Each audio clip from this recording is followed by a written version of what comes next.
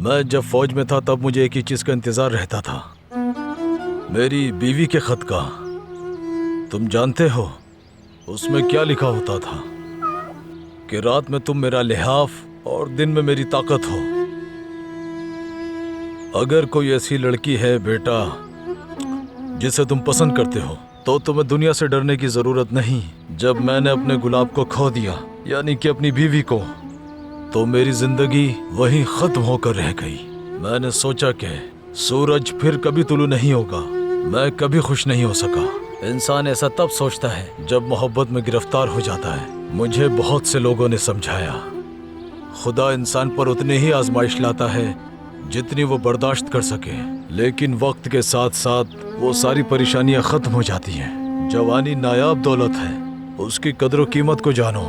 जब तक तुम्हारे पास वक्त है एक दूसरे से प्यार करो।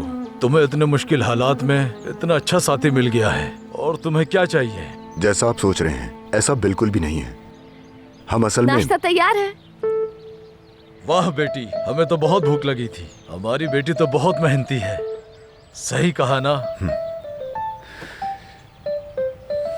इसने तो एक दिन में झोपड़ी को महल बना दिया। देखो तो जरा, पूरा नक्शा ही बदल दिया।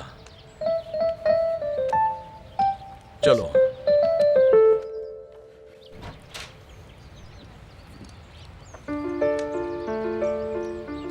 वाह, खुदा तुम्हारे हाथ में बरकत दे। तुमने कितनी अच्छी तरह से थाल सजाया है, और खाने की खुशबू भी बहुत अच्छी है। माशाअल्लाह। असल बरकत के हकदार तो आप हैं अंकल। आपने हमें ना सिर्फ यहाँ रहने के लिए जगह दी है, बल्कि खाने के लिए खाना भी।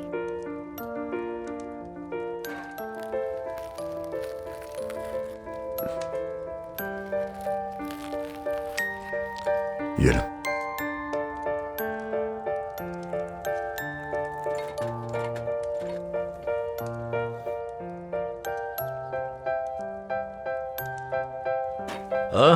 देखा बेटी तुमने, ये लड़का कितना सलीकेमंद है कि इसने रोटी हम दोनों को तोड़ के दी। तुम भी खाओ बेटा। मैं पहले चाय भी लेकर आ जाऊं, उसके बाद बैठ के खाती हूँ।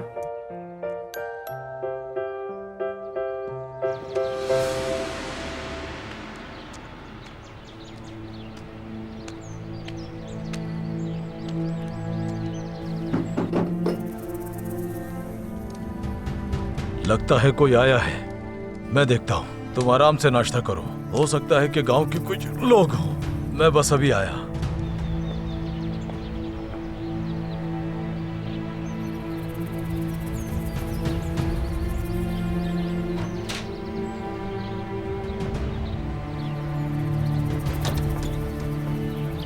जी कहिए, कौन है आप? लेवेंट नामी शख्स को देखा है आपने? या आपने सुना हो उसके बारे में? उसका एक्सीडेंट हुआ था।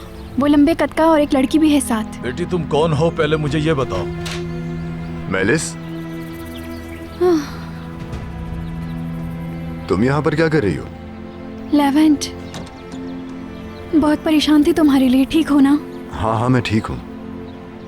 ये कौन है बेटा? इसका मतलब है कि अंदर जो लड़की है वो तुम्हारी महबूबा नहीं है, तो तुम उसके साथ भागे क्यों? एक मिनट, कौन किसके साथ भागा है? ये क्या कह रहे हैं? अच्छा, तो ये नौकरानी है अंकल, नौकरानी।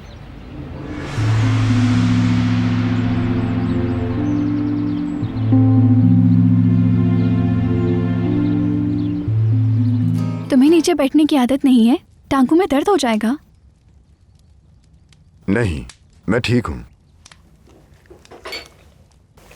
बेटा तुम भी बैठ जाओ। हाँ, बल्कि तुम्हारी टांगें दर्द करेंगी। देखो कितना अच्छा फर्शी मेज लगा है, और देसी अंडा भी है। इसे खाओगी थोड़ी जान आ जाएगी तुम में। शुक्रिया, इसकी जरूरत नहीं। तुम्हें यहाँ का पता कैसे मिला मेलिस? मुझे तुम्हारी बहुत फिक्र हो रही थी लेवेंट। सब्र नहीं हो सका मुझसे। बहादुर भाई और जमील से हादसे की जगह पूछी थी मैंने, और जब वहां पहुंची तो एक देहाती मुझे यहाँ ले आया।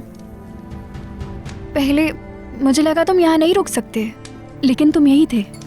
ये लीजिए, ये मैं आपके लिए लाई हूँ। अम्मी को तो नहीं बताया तुमने, है ना? नहीं, उन्हें नहीं बताया हादसे के बारे में। उन्हें गाड़ी खराब होने का बताया है। अच्छा किया तुमने। ये जगह देखकर लग रहा है यहाँ बहुत मुश्किल से रात गुजारी होगी तुमने। सो भी नहीं पाए होगे सही से, थक गए होगे ना बहुत। ऐसा नहीं है, जिंदगी में पहली बार बहुत आरामदेह नींद सोया हूं और बहुत एक्टिव महसूस कर रहा हूं।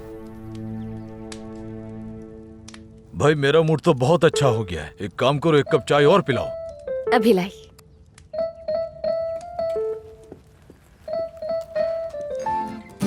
तुम्हें तो ये जगह अपने घर जैसी लग रही होगी ना।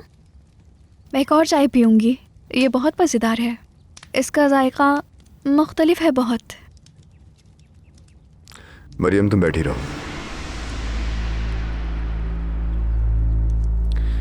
मेलिस, तुम अपने लिए चाय निकालोगी तो मुझे भी निकाल देना। बेटा मुझे भी ला देना।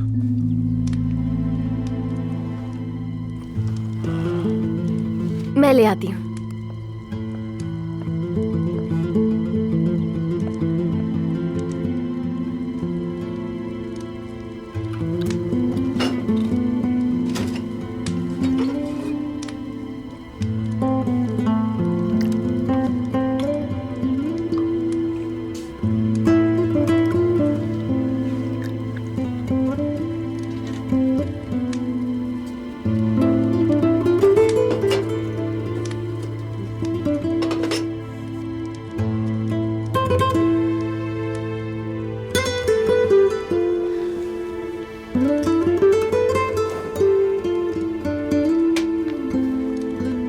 शुक्रिया।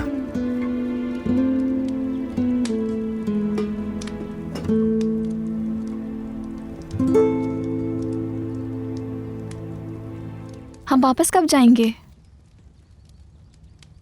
लेवेंट, आंटी बेचैनी से तुम्हारा इंतज़ार कर रही होंगी। बहुत परेशान थी वो तुम्हारे लिए। ठीक है, बस थोड़ी देर में चलते हैं।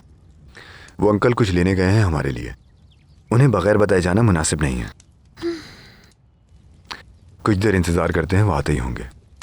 अब उसका इंतज़ार करना होगा।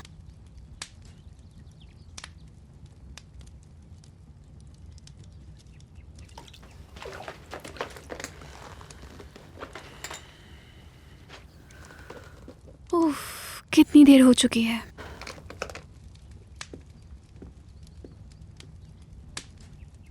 उमर के बारे में बताए ना कुछ। क्या कल से अब तक उसने हम दोनों के बारे में पूछा? क्या कहूँ मैं अब? मेरा मतलब है उमर अभी बहुत छोटा है, उसे इतनी समझ नहीं है ना। वो जरूर हमारे बारे में सोच रहा होगा। सही कहा तुमने, ऐसा ही है। आ गए आप। बेटा मैं ताजी सब्जियां लाया हूँ, देसी हैं ये, जो शहर में नहीं मिलती। ये सब हम यहाँ से लेकर जाएंगे? इसकी कोई ज़रूरत नहीं, सुपरमार्केट में इससे अच्छे मिल जाते हैं। किसी भी सुपरमार्केट में से ताज़ा चीज़ें नहीं मिल सकती। आपका बहुत शुक्रिया। मैं नहीं जानता कि आपका ये एहसान कैसे उतारूंगा।